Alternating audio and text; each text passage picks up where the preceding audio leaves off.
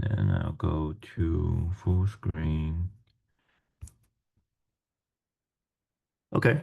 Let's see. So can everybody see my slides? Yes. And you can see me, right?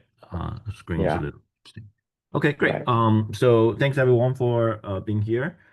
Today we're going to host the last tutorial session for the MagNet Challenge 2. We have round three tutorials. In the first one, Shukai has presented how he was training the model and a few interesting ways that we think may be promising.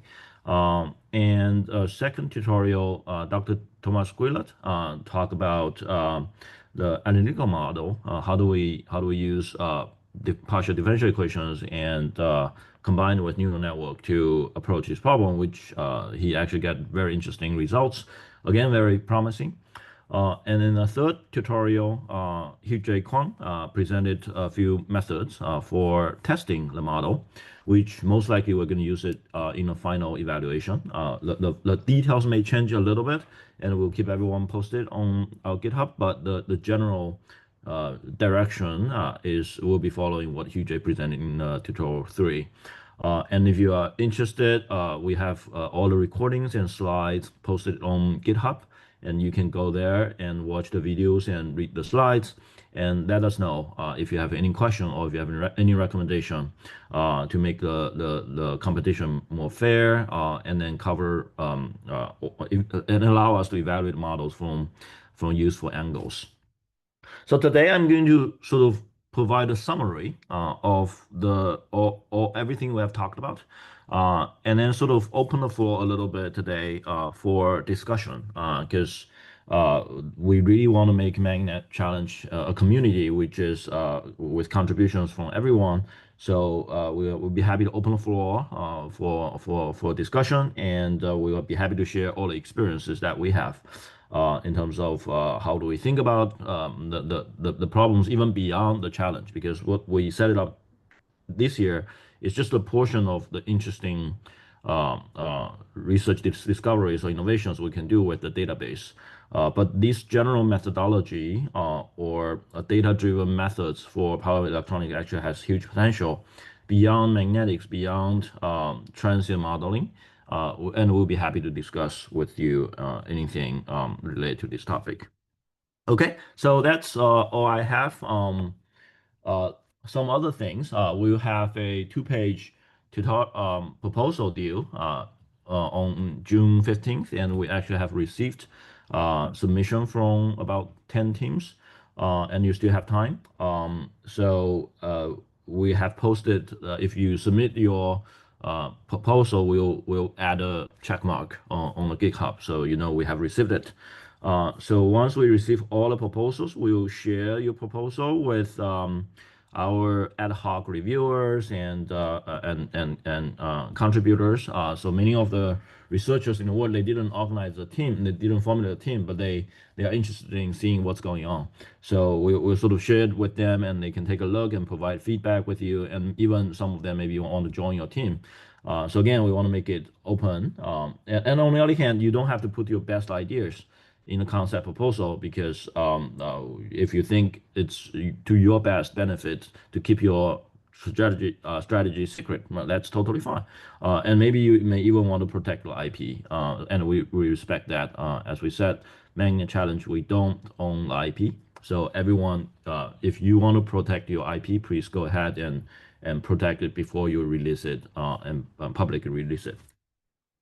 Uh, the other thing I want to mention is the collab. So we received a few requests from teams regarding the Google Colab access. What we will do is send us your request, and Shukai and Hugh will create a Google account for you and pay for 6 months of the access with the MagNet Challenge budget, our own budget, so you don't have to pay. And then we'll pass the credentials and password and account information to you, and this account becomes yours. And feel free to use it. Feel free to change the password, because we don't want to. We are not logged into your account. But feel free to. It's your account. and we don't need to know what you're doing with that account. And after the challenge, it's your account, and you may want to review it or continue to pay the fee. So that's one small thing that we think we can do to help everyone. At least you get a good baseline computing resources. But in general, what we feel like it's a good opportunity for you to get familiar with machine learning and data-driven methods. So setting up a own in-house computing resource or tap into the computing resources that your university offer could be extremely helpful anyway. So we encourage you to leverage all the other computing resources as well. MagNet Challenge 2 compared to Challenge 1, we are computing intense. So if you have more computing resources, may give you some advantage. So that's what I want to say. Any question before we start the brief presentation? I'm gonna make Shukai a co-host. So Shukai, you can help and interrupt me if there's any question. And also Thomas is a co-host. And then I'll make who else? Is Hugh J here? Not here yet. Okay, all right, that's fine. So we'll go with the presentation. So today we're gonna do a brainstorming session and Q&A. So up to now, we have about 40 teams from maybe 15 countries registered. So we're very happy. We have a lot of great participants from around the world, and we look forward to really good results coming out.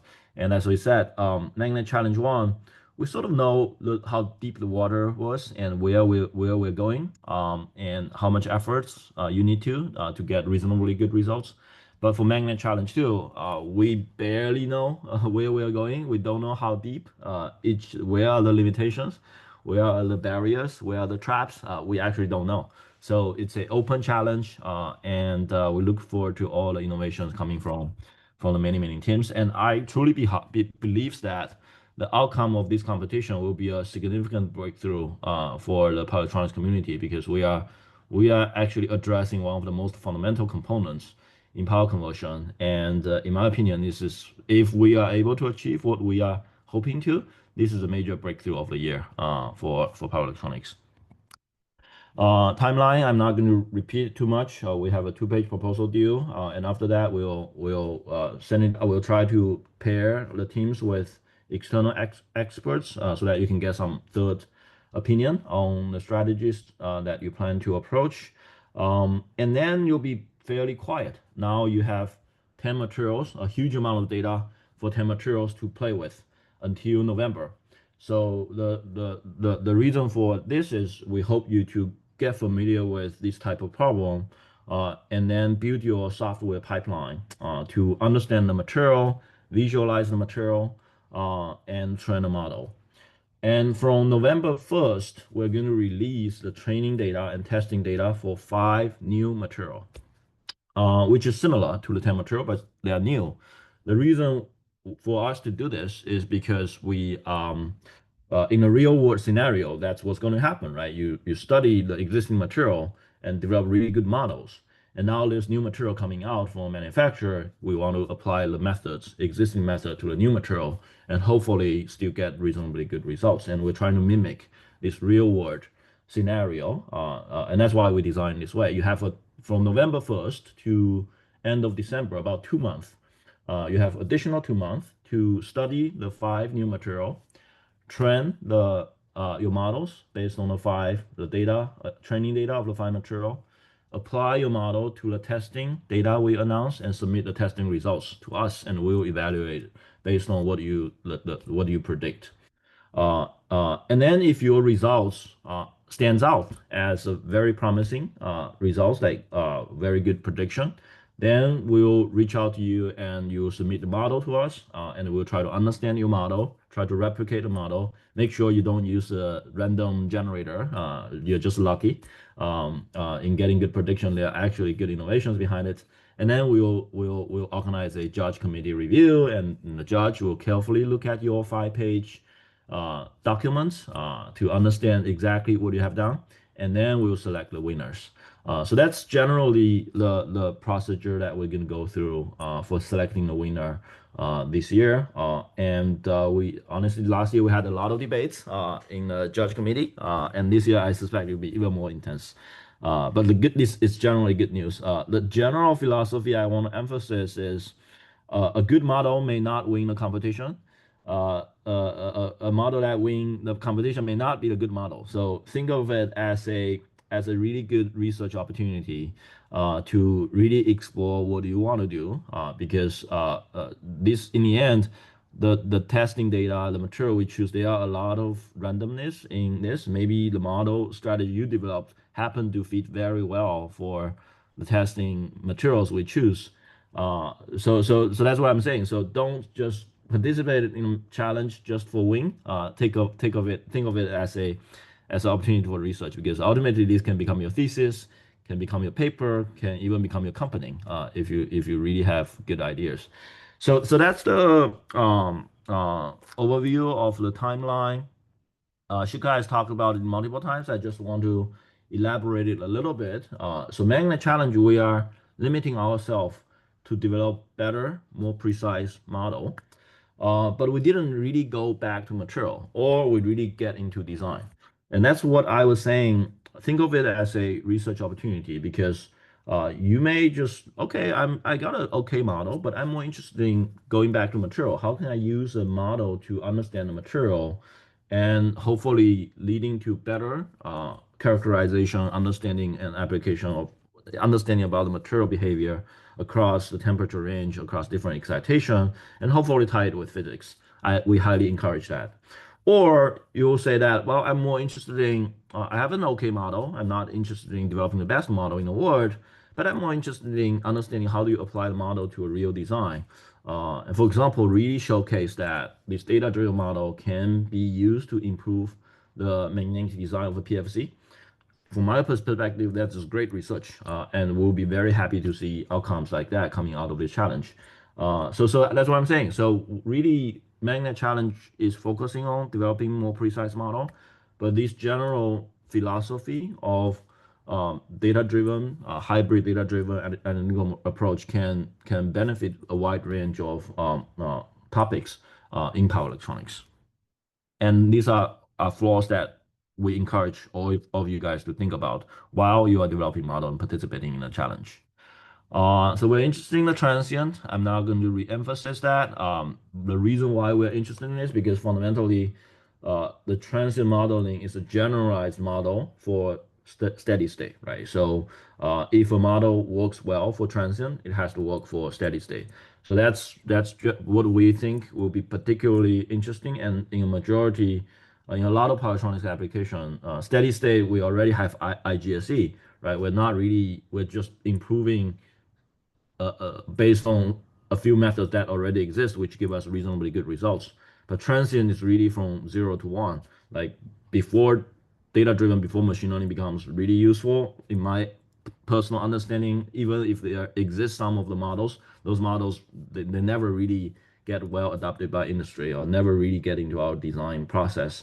But now we think that with MagNet Challenge and result coming out of MagNet Challenge, we do have opportunity to develop tools and methods that can be used in real world design. So the other thing that we think is an important contribution of this year's challenge is we start to think formally about the foundational model. What we really want for modeling the nonlinear behavior memory effects of many components. And that gets into our definition of the foundational model. So the model has to be, in general, has to be frequency agnostic. So you should a transient if a magnet is working in transit, you don't know which frequency it's operating in.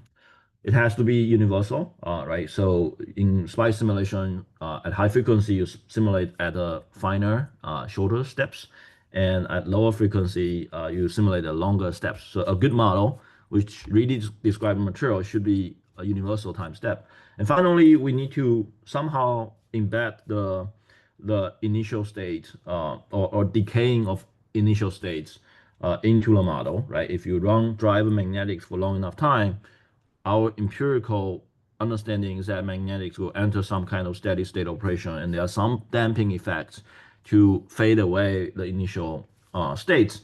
And we hope that the model came out from this challenge will also have this kind of behavior. But let me make it clear. We are not going to test your model for all of these frequency agnostic or universal time step because it's just very hard to do it. All of the data we provided are sort of with a frequency limitation within a frequency range. It's generally sampled at a fixed time step. And we actually were thinking about, do we want to test your model for a different time step? And in the end, we decided not. So the final testing data will be offered in the same time step as we offered in the training because we feel like the space is already too complicated. We don't want to make the challenge itself overly complicated. But these are good research questions, right? So after the MagNet challenge, from my perspective, we are just opening the door and scratching the surface of a huge playground where you can ask the questions from many different ways. And ultimately, hopefully, 5 years, 10 years from now, our community can come up with a real foundational model for magnetics modeling. We're just starting to ask these kind of questions. So in terms of competition format, we have talked about many times. In the end, it's a sort of like a sequence to sequence forecasting problem, different from the MagNet Challenge 1. So we'll provide a history of B and H. We'll provide a future B, and we're asking for a future H. And we don't care how do you find that future H. You can find a future H by just brute forcely predicting the entire sequence of future H, or you can build a model which predict one step and auto-regressively, based on your previous prediction, forecast the future. And from our perspective, we don't care. We will just examine the CSV file or Excel sheet or a table you provided to us, compare it with our measurement results.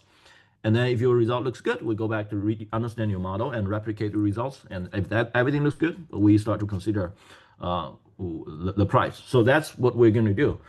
So when you are thinking about the strategy you take, so as a result, you have different strategy. If you are more interested in gearing towards finding the best foundational model, I feel like predicting step by step or few step and auto-regressively forecasting the future has more potential, which will lead us to a foundational model.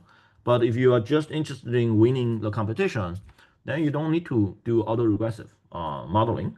If your brute force sequence prediction works better, go ahead. There's no limitation in there. So that's the general strategy. So in terms of information flow, we'll offer a large amount of data.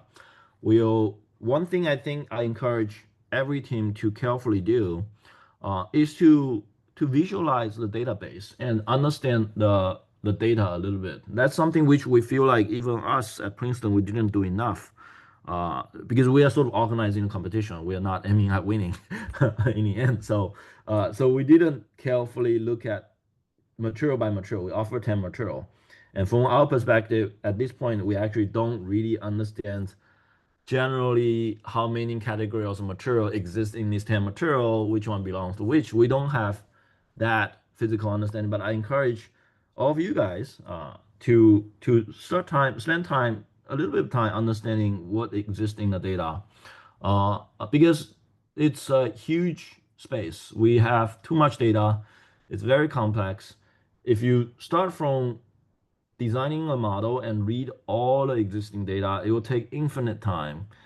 And you may have a lot your iteration, in the end, your iteration becomes super slow, right? If you have to start from a huge model and the huge model have to be trained on a huge database on a very powerful computer, you spend a lot of time debugging. And then you end up feeling that you don't need that much amount of data. Your model doesn't need to be that big. It's a waste of time. So I would say in this year, really, data engineering, trying to interpret and understand data is extremely important. And if I think that if we are going to participate in this challenge, we will spend a lot of time trying to understand the data. And that's critically important in the real world as well, right? So if a manufacturer has a new material, if a new material come up on the market, the first thing we want to do is, well, which frequency this material works well, at which frequency range it has a low loss, at which temperature range it has good behavior. Uh, does it work well for triangle wave or trapezoidal wave, or it only works well for sine wave, right? So these kind of question, if a new material is coming out, we all need it. And a good understanding of data also ultimately will lead to very good way of collecting the data, right? For the challenge, we sort of just brute forcefully collect a huge amount of data without thinking. But in a real world scenario, maybe you want to strategically select the frequency range you want to collect for each of the material and a particular excitation that you want to test the material on to get the data. So that's what we're hoping to see more teams to start to understand the data instead of go straightforwardly start to build a model. And then you can choose whether you want to go with more equation-based model, PDE, partial differential equation-based model, or data-driven model or hybrid model. Ultimately, the first thing we're asking for is just a Excel or CSV file containing your predicting results. And you can generate the results whatever way you want. And we'll evaluate the results, look at the error, and if the result looks good, we'll asking for your model and we'll replicate it. So when your program, we do have a award for best software engineering. So when you are programming, make sure you program well. So because in the end, we hope that your code is readable and can be used and hopefully open sourced and other people can use. So we are really creating a community that collaborate with each other. And also, if you have really good data visualization tool, feel free to let us know, and we'll be happy to put it on MagNet repository and refer it to your own repository. And all of these are great contribution. So if you think they are really good tools and wheels that you want to share, feel free to let us know. And make your code readable. Fundamentally, we believe that the more readable you make your code, the more likely your code will be used by other people. And that will significantly boost the impact of your contribution.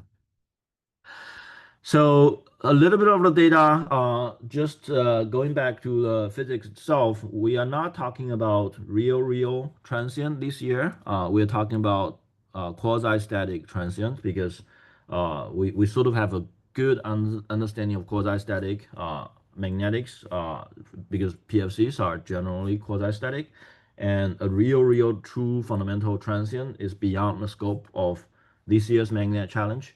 But again, that's something that we can do in the future, or it could become your own research topic in the future. How do we define a real true transient, and how do we describe it and talk about it? Honestly, we don't know. We barely know how to talk about how do we evaluate magnetics in quasi-static transient, and that's why all of the data we collected and posted online are quasi-static data. So that means we are drive the material into quasi-static situation with a combination of both high frequency and low frequency dynamics, and we give you a long enough sequences which the system is running in periodic steady state, and we magnetize the material and demagnetize it before and after the measurement. So yeah, Shukai, if there's a question you think you want to interrupt me, feel free to jump in. Then we posted the data for 10 materials already online, and these are all the data we have. We didn't separate it into training or testing, so you can do whatever you want. You can intentionally separate your training and testing. And there are a lot of tricks there and good engineering there. For example, you may want to randomly sample the entire space to create training and testing, or you want to intentionally block out some frequency range or temperature range or excitation patterns for training and testing and see how your model generalize and extrapolate to data or operating condition that the training has never seen before. So there are a lot of interesting strategies you can take and play around with these 10 materials from now until November. So that's about June, July, August, September, October. So you have about 5 months to play with the 10 material and polish your code, The goal is that you sort of at the end of October, you should have some kind of software pipeline built up. So when you receive the new data, you can quickly just throw it into your pipeline of software, and it will just produce results that you want, and from there you can tune it and improve it. So you have about 5 months to develop the infrastructure you need from end to end, from a raw database coming in and a model you trained, and then you can use the model to apply it to testing data. So this takes about five months. These are just example Sorry, of the there's a data for one of the materials 3C90. So we offer the data as H and B and T, and we collect the data with 7 different switching frequencies. But as I said, a good model should be frequency agnostic. Your model shouldn't care where does the data come from at different frequencies. And for the testing, it will be a fixed length. It will be fixed 1,000 steps of B and H pair. And the B will be always be 1,000 step, and H can be short, can be long. So we may ask you to do a forecasting based on a short history and forecast the long future, or we will do a forecasting based on a long history and forecast the short future. And your model should be able to adapt to it because that's what we think as useful for a real foundational model for magnetics. So it'll be 1,000 steps, and at a different switching frequency, of course, then the steps will be the steps included will be different because for low frequency, you have more steps, and then for high frequency, you have shorter steps. All of the data has the fixed sampling frequency of 16 megahertz, and in the testing, it will be the same. We're not going to ask you to forecast a sampling frequency at different step at 10 megahertz or 1 megahertz. We're not going to do it for this year. But let me make it clear from our perspective, this is a very interesting question. Uh, if your model was trained based on data sampled from 16 megahertz, can your model be used to apply to a scenario where you are just predicting the future with a sampling frequency of 1 megahertz? So that's an interesting research question. We're not going to get it in this year's MagNet challenge. So all the training data and testing data will have a fixed sampling frequency of 16 megahertz. sorry, Minjie, Yep. there's a question. Yep. So can you please elaborate on the long future and short future part of this Okay. last page? Yeah. Sure. So if we go back to the long future and short future, what we're going to set up the testing in the final competition is we'll give you a 1,000 step of B, and then we may give you a 200 step of H, and you will need to return us with the remaining 800 steps. That's a short history and long future forecasting. We may also give you 800 step of H and then ask for the remaining 200 step of H. And again, that these are very different type of forecasting. So if you adopt a method which predict a single step, then you don't have a difference, right? You just auto-regressively run your algorithm again and again and again to fill up step by step. So it's indifferent. But if you choose to adopt a method which is more like sequence to sequence, then maybe you want to take a different strategy for for long future forecasting, or or for a short future forecasting. So we open the floor to you. What do you want to do in developing an algorithm when facing different problems? In the end, it's like we're testing the capability of your model in terms of autoregressive scenario, right? So if your model doesn't have a mechanism to sort of damp the initial states, then any error will start to accumulate, right? A model which accumulate error will perform poorly if you are asked to forecast a long future versus a model which sort of has some kind of mechanism embedded will perform better and then fix the error and sort of have a mechanism to damp the error accumulation for long future forecasting. So that's the purpose of doing this. I hope I answered the question.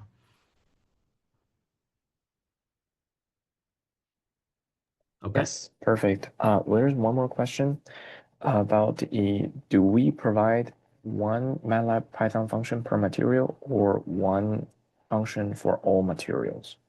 We don't care. So we will first examine your Excel results or CSV results. You can choose to train a model for each material, or you can have one model which will retrain for different material based on different data. So we don't limit that because fundamentally there's no reason all magnet material has to be modeled in the same way. That's not true. Some materials may be modeled based on data-driven methods. Some materials may be better for analytical methods or equation-based methods. We don't want to limit that. So choose whatever way you want to do for each material. And if you show that, ultimately, if you can show that one modeling framework works well across a wide range of material, that has its own advantage, right? So that's something we will evaluate at the end. Uh, if two teams has similar results, then we have to select who's the winner. We may go back.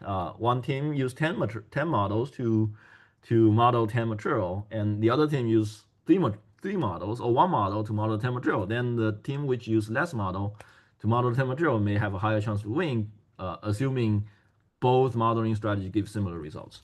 So that's why this year in the MagNet Challenge 2, I think the judge committee will have a difficult time selecting the winner.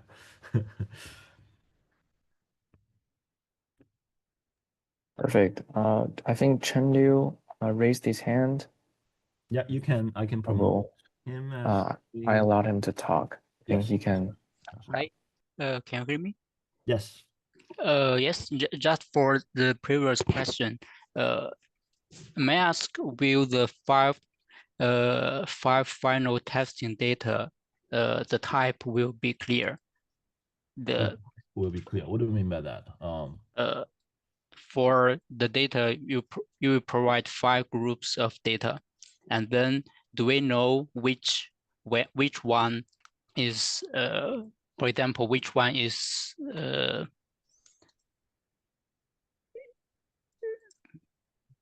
three? I forgot the name You for don't the know. final. No, you don't know. It's You A, B, don't. C, D, E. It's A, B, C, D. So You we don't don't know know. which one is one. It's not Okay. within the 10. It's 5 new material, and we name it as A, B, C, D, E. Okay. Oh, okay. It's just assuming there's a manufacturer has a new material coming out. Oh, I see. So the reason why I asked this question is maybe we can get some extra information from the manufacturer datasheet if we We assume no. previously know the material type. Okay. No, we are trying to mimic a real world scenario. It's assuming next year there's 5 material coming out. They only have data. That's it. Okay. Yeah. Thanks a lot. Yeah, but the 5 material will be similar to the 10 material. It won't be like a magic new material. No, well, similar as the 10 we have. And one more question. In challenge 1, I knew the data sets included limited data, training data, and temperature-dependent characteristics. So will challenge 2 follow a similar approach in terms of data set size and temperature variation? It's similar. Hugh J's tutorial 3, I think he mentioned there will be 7 different frequency and 3 different temperature. So the testing results will cover. We try to evenly sample the entire space.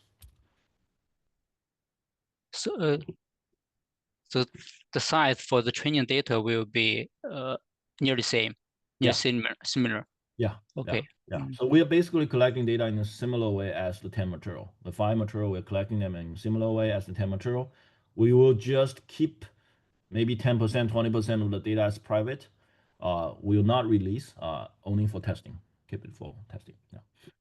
And 80% of the data will be released to you guys for training. Okay, and also for the training data of the 5 core material, are they have the similar size with the currently 10 types? Yeah. Okay. Yeah, it will be similar. Yes. Okay. Yes. Perfect. Yeah. Thanks a lot. Good.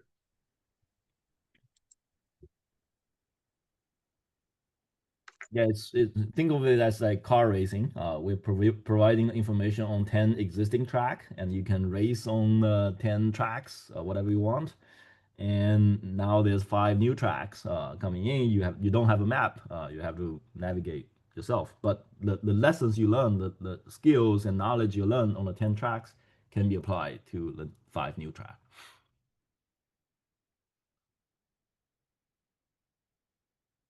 Okay. Any other questions, you guys? No, not for now. I think there's one more I can answer down Okay. here. So, yep. Great. So I'll be try to be quick. So in Shukai's tutorial, he has covered a few modeling. He has provided examples based on a long short-term memory network. What he does is he took a past B and past H. He choose 80 step, but you don't have to go with 80. You can go with 160 or 100 or 200. It doesn't. It's your choice, depending on how much memory you think your model need to read. And then he will basically predict a next step, one next step, only one. If you think about it as if you are sitting on a BH trajectory, you know where histories are, and then bang, there's a new excitation come, you go to the next step, right? So that's what Shuka has been doing. There's no reason this model will be a good model. We don't know. We just think this is interesting, and it's a good way of explaining what we're thinking. But our thought is that the best model probably most likely won't be this kind of strategy, and you can replace your input and output with sequence to sequence. He has a projector which mix the temperature information. You can choose your own way of how do you mix the temperature information with BNH. You may switch the LSTM with transformer, or you may go with what Dr. Guillot suggested. You can go with the PDE based methods or hybrid physics based methods. So these are all open possibilities. Yeah, so as I said, the data is huge.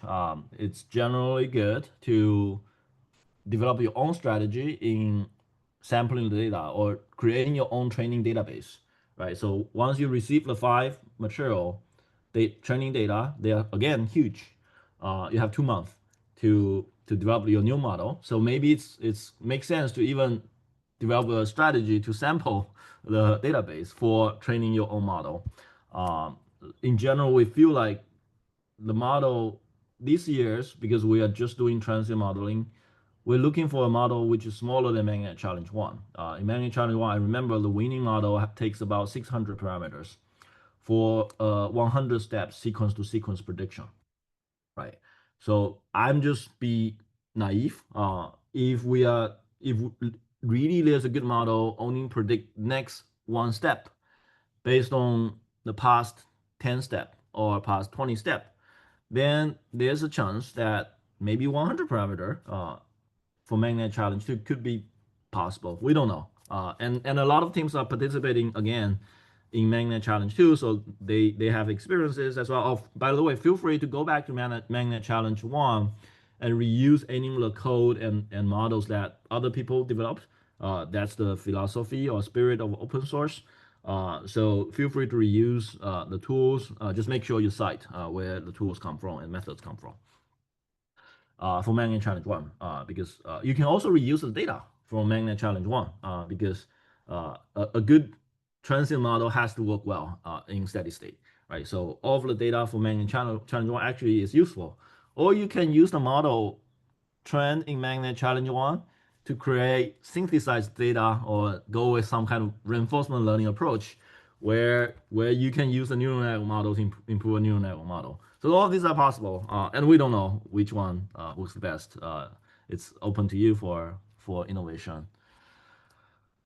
Okay, let me be quick. So this is again an example. If you look at this pie graph, that's what Shukai mix the data coming from different frequencies. So we have about 10% from 50 hertz kilohertz sampling switching frequency. We have like 20% from 500 kilohertz switching frequency. So maybe a good strategy. Maybe you can quickly visualize how the material behave across different frequency. For example, plot a core loss graph. And then you may want to focus your modeling strategy at a particular range of frequency, which may not lead to an ultimate winning strategy, but maybe that's the best way of for real practical usage of the model. Because the first thing we want to do when we are designing a power converter is we want to jointly determine the switching frequency and the frequency that magnetics operated in, right? So it's again a chicken and egg problem. You select a frequency, go with material, or choose the right material for the right frequency you want to operate. So these are something I encourage everyone to think in terms of long term. So try to work on MagNet challenge, and at the same time, ultimately this will lead to your own philosophical understanding of this problem, and you can keep publishing and keep contributing in this area, although it may not help you to win the challenge. Yeah, so training tutorials online, testing tutorials online, model evaluation results. In the end, we are going to evaluate your model mostly based on the RMSE error of the H, right? So remember, we give you 1000 B and 200 H and remaining 800 H, and we'll look at the RMSE error of the H, and we'll also evaluate the total core loss. In this case, is the integral V and I for this particular period of time, and then compare that because both core loss and RMS E are important criteria. But RMSE will play a more important role because core loss is a summation for transient modeling. Core loss is a summation of a huge amount of different operating conditions. So you may have terrible forecasting of the edge, but really good core loss forecasting just by lucky. So we will look at both, but in the end, the RMSE will be the most important criteria because that's exactly the time domain behavior of the material we're looking at. We may also factor in some like maximum error or minimum error or 95 percentile error. So, but in general, RMSE is we're looking for a sort of like a histogram of the error distribution and hugely labeled 95% error, percentage error. So that will be sort of our criteria. So to evaluate how your model behave. So 95% percentile error means that 95% of the chance your prediction will have an error smaller than this 95% error. Yeah. So that's training, autoregressive. I've already talked about it. Model testing. I think we have most of this. Oh, there's one more thing. Is the minimum. There's a case, for example, if your model needs 300 steps of history, and you apply the model to the scenario where we only give you 200 steps of history and ask you for the remaining 800. So there's a gap, right? So there's 100. Your model, you figure that your model need to read a long history, but we don't give it too long. So what we will do in the final testing is we will basically extend the first step as a constant. We're assuming the magnetics come as a flat line and then start the next 200. So that's generally what we're going to do. So if you end up giving us a model which need to read a long history, the history is longer than the longest history, longer than the shortest history we provided in the testing. What we'll do, we'll be attaching the first time step and then fix it as the time constant for the remaining needed history. So when you're doing your training or testing, if you end up going with the model which need to read very long history, then tell us how you want us to do it. So with filling the gap, if there's a case where we don't have long enough history. So hopefully that won't be the scenario, but if that's the case, tell us what you want, what you guys, because your algorithm, you have to tell other people how to use your algorithm. If your algorithm has a long history, need a long history to work, then tell us how do we make it work. So sampling frequency mismatch, we're not going to do it as we said, but it's a long-term research question. How a good algorithm should work across different frequency with different sampling frequency. Hugely actually provided a few tools for resampling the data, but there are a lot of different ways and algorithms you can sample data. So we don't want to dive deep into that. That's actually one of the reasons why we end up choosing not to go beyond different sampling frequency, because resample and sample and resample by itself is a scientific research field. How do you add lowest additional noise during the sampling and resampling process? It's controversial. It's very hard to argue without deep understanding of physics and material itself. So we choose not to do it, but again, that's an open question to the field. So this is what you end up getting, more or less. The green means that all of the data provided. The orange means that the data is empty. So we may give you a B and H file look like this with the T, with the temperature, and you will just fill up the orange area and send it back to us, and we will evaluate the results before we review your model. And some of the H will be long past and short history, short future, and some of them will be short history and long future. And we look for performances in both scenarios. So I'll just quickly skip this. I think we have talked about transfer learning. That's another interesting topic. We're not going to evaluate it within this year's challenge, but from MagNet Challenge 1, there are a lot of very interesting ideas around transfer learning. How do you fine-tune a model which is trained based on the 10 material to a new model in the 5 material? So that can probably greatly reduce the data and training and parameters in your model and still give you good performance. And you may want to try that. So we are generally interested in sort of like scalable modeling framework. There could be an agent, magnetics agent, which you can just ask it. It has a core which feeds many different material and has additional parameters, maybe additional layers of neural network, which customize the results for different material. So we are interested into learning all of these strategies, but at this point we don't know which is better, and we'll leave it to the judge committee to determine which strategy works the best in terms of transfer learning and a model that is scalable. You instead of training a model from scratch, you scale your model from understanding 10 material to 15 material. And ultimately, the philosophy of MagNet Challenge is that across the industry for ferrite, maybe there's just 100 material that are interesting. And although there are always new material coming in, there are always new material retiring. So maybe we just need one agent which understands 100 material, and that's it. So we don't know. That's an ambitious goal, but we'll see if that's possible. But I know like companies like Wood Electronics, which is they also have a team in this MagNet Challenge, and maybe a few companies may adopt what you developed into their own internal tools. So that's from my perspective, following an open source philosophy. Although you don't get too much credit if your tool get converted into an internal tool within the company, but that's still a huge accomplishment as a researcher.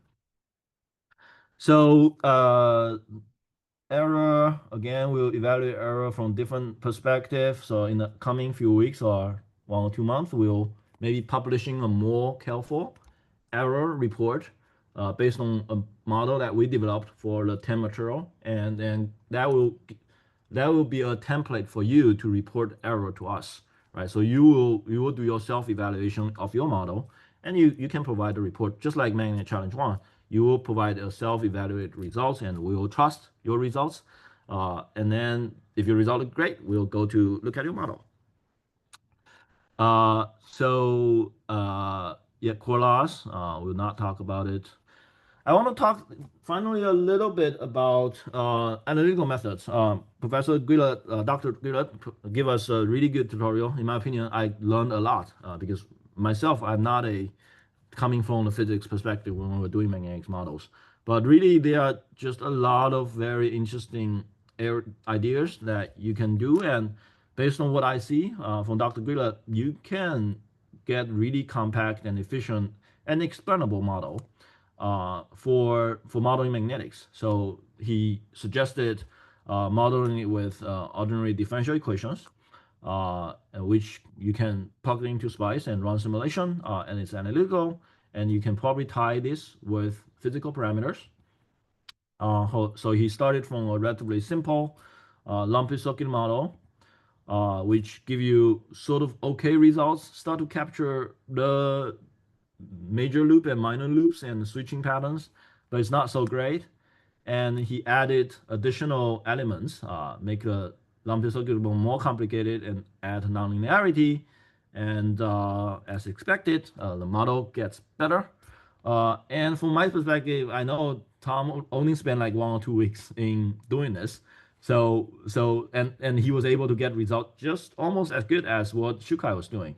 So I would say there's huge potential, especially this year for MagNet Challenge 2.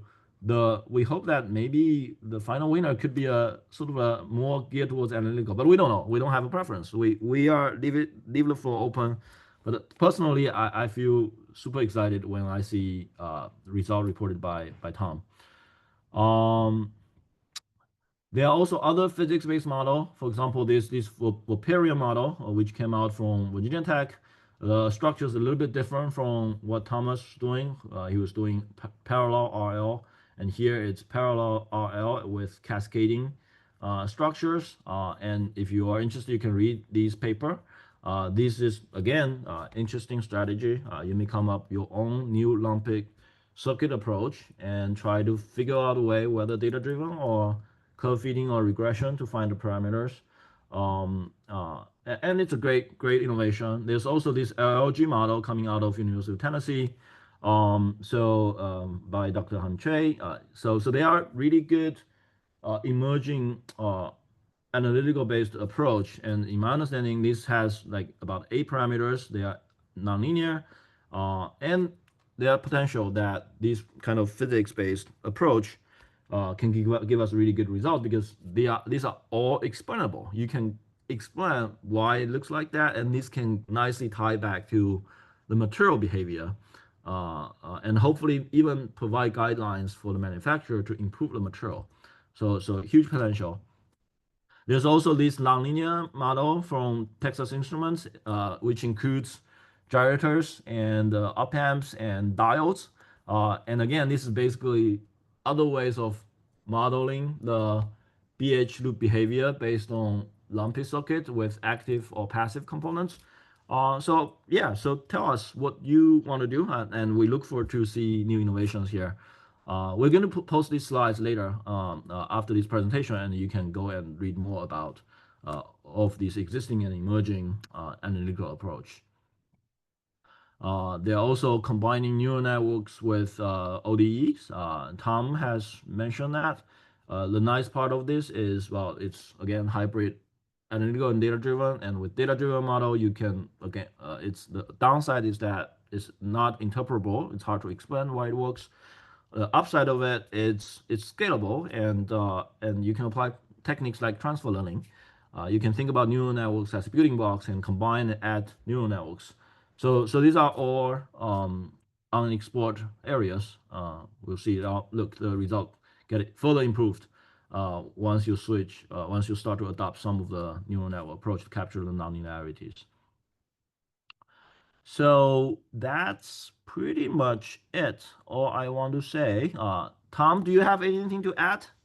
I know you are here.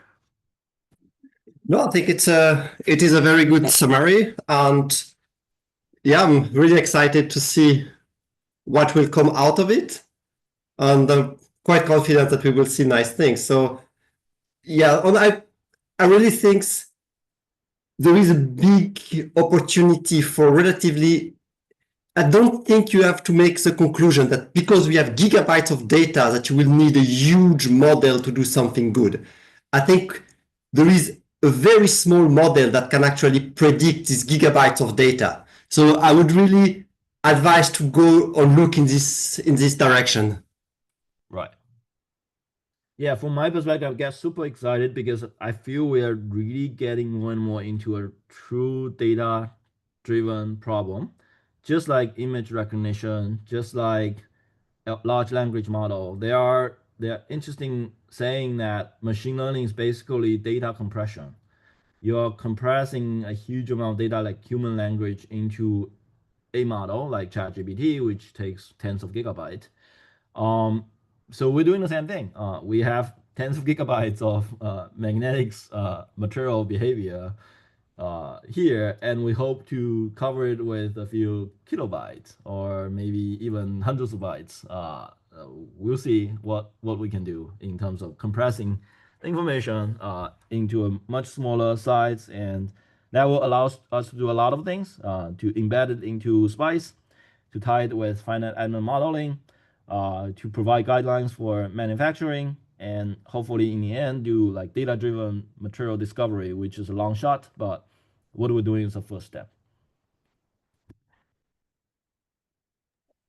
Let me chime in for one question here.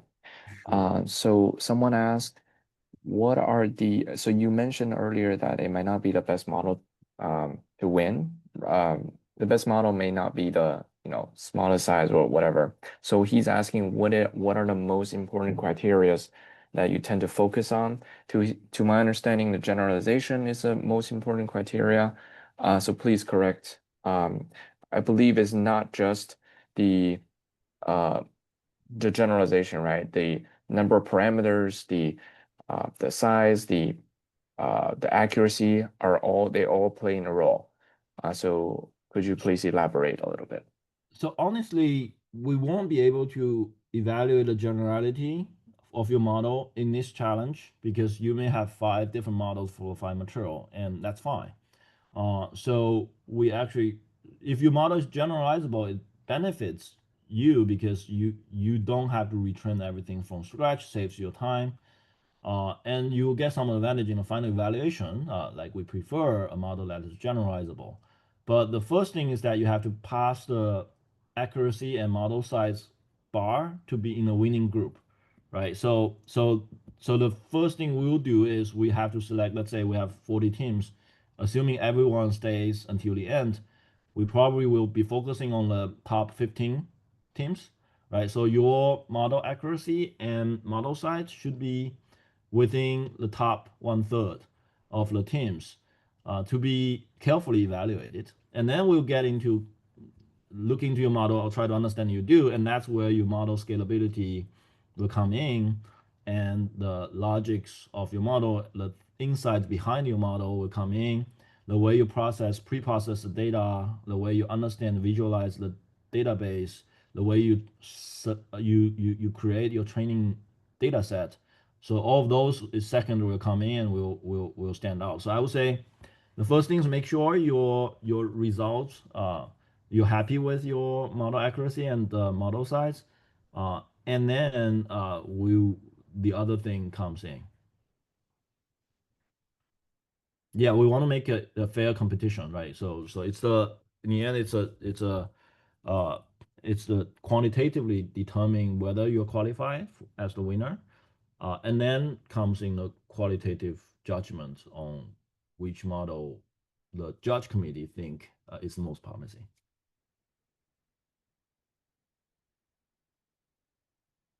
And you want to convince us. You have a 5-page report, and you can write the 5-page report to convince us your strategy, the reason why you're doing it. You may have a model which you end up choosing is not the best performance, but has the best reason behind it, and put the reasons in your document, because the judge committee do carefully read your document, and those documents can become your papers and your other publication later.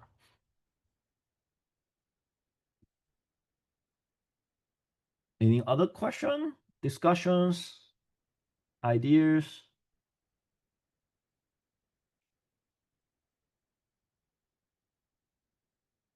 No, we are almost exactly at 1 hour.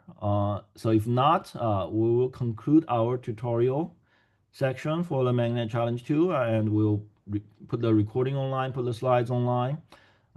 Let us know if you have any question. Keep watching what's coming out. Maybe you want to sign up for notification on GitHub if there's any new post. But we'll stay relatively quiet until around November. So maybe get a little bit more new information September, October time. But everyone enjoying a great summer. Play with the data, and let us know if you have any interesting thoughts. Okay, see you guys. That's all for today's tutorial.